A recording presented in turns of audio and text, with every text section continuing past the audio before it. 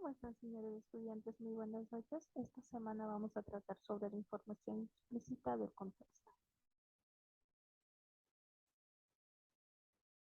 Pero primero vamos a iniciar con una pequeña frase que dice: no juzgues cada día por la cosecha que has obtenido, sino por las semillas que has plantado. Vamos a tener días malos, días buenos, pero cada día nos va a dejar una gran lección. Y esa gran lección va a ser nuestra semilla que nos va a ayudar a no volvernos a equivocar, a ser mejores y alcanzar nuestros objetivos. Ahora sí, primero, para la evaluación de nuestro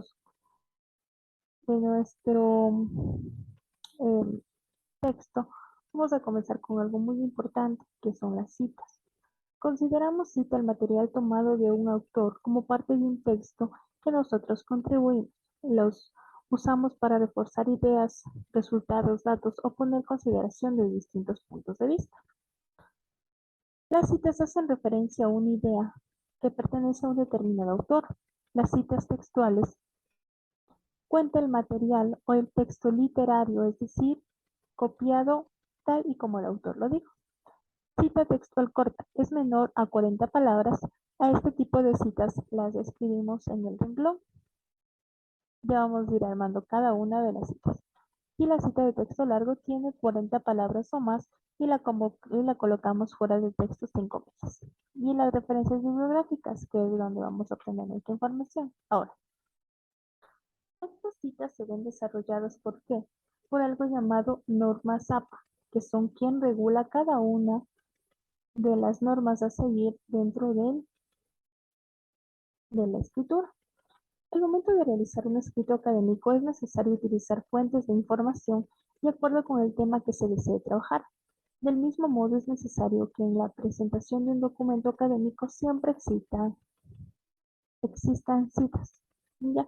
Para lo cual las normas APA nos presenta una configuración o unas reglas a seguir. Primeramente, la hoja es A4, el espacio de sangría interlineado, bueno, de sangría es de 0,5 o de 5 espacios del teclado, y la hoja debe tener un margen de 2,54 por los 4 lados, como pueden observar en la imagen. Una cita es textual cuando se extraen fragmentos o ideas textuales de un texto. La palabra o frase omitida se reemplazan con puntos suspensivos. Para este tipo de cita es necesario incluir el apellido del autor. Como ustedes pueden ver en el pequeño ejemplo, menciona: por un hilo invisible, punto. Kaku 2019 afirma que hay dos puntos y colocamos nuestra pequeña cita. Esta es una cita textual, entre comillas y con la página. Estamos diciendo que cogimos textualmente, no hemos cambiado nada del autor. Aquí la pueden ver en otro ejemplo, que este de vuelta es una cita textual de la misma forma, pero el autor se encuentra citado en la parte última. Entonces, puede ser citado al inicio o al final. Las textos largos. Las citas que tienen más de 40 palabras se escriben aparte del texto con sangría, sin comillas y sin cursiva. Al final de cada cita se coloca el punto de los datos. Recuerden que las citas con menos de 40 palabras no van entre comillas, estas van a continuación del texto, como lo pueden ver en el ejemplo. Está dentro del texto. Bueno, está dentro del texto, pero extraído en una parte inclinada hacia la izquierda. Las citas parafraseadas. Estas citas de parafraseo se utilizan las ideas de un autor, pero en palabras propias de quien esté realizando el escrito. Por ende, solo se pone al final la cita bibliográfica, como ustedes la pueden observar, o al inicio, pero ya no va separado del párrafo ni entre comillas, porque ya es algo parafraseado, no es netamente del autor. Conservamos la idea, pero con estas palabras. Ahora vamos a estudiar otro de las características importantes, las palabras. Para poder comunicarnos debemos usar las palabras y con ellas contribuir oraciones cada vez que creamos un mensaje para decirles a alguien que estamos haciendo un proceso de codificación. Por ejemplo, cuando queremos saludar a alguien, generalmente decimos hola. Antes de pronunciar esa palabra, nuestro cerebro lo ha codificado. Es decir, nosotros vamos a saludar, pero ya sabe nuestro cerebro qué palabras vamos a utilizar. Hemos codificado nuestro mensaje para poder transmitir.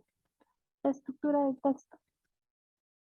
El texto no es una suma de unidades aislantes. Se requiere que un mensaje sea comprensivo. Debemos estructurarlo correctamente dependiendo de qué es lo que deseamos transmitir. Existe un sinnúmero de textos. En este caso tenemos el argumentativo, el descriptivo, el informativo, el diálogo y el literario. El argumentativo define ideas y expresa opiniones. El descriptivo cuenta con los objetivos personas, lugares, animales, es decir, describe algún animal, objeto, cosa. El texto informativo da ideas y expresa opiniones. El diálogo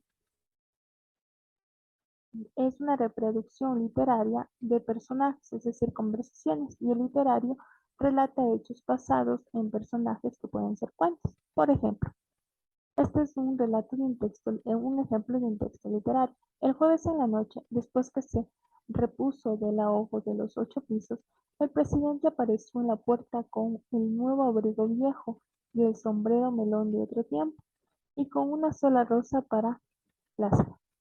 Ella se impresionó con su hermosura viril y sus maneras de príncipe, pero más allá de todo eso, lo vio como lo esperaba ver.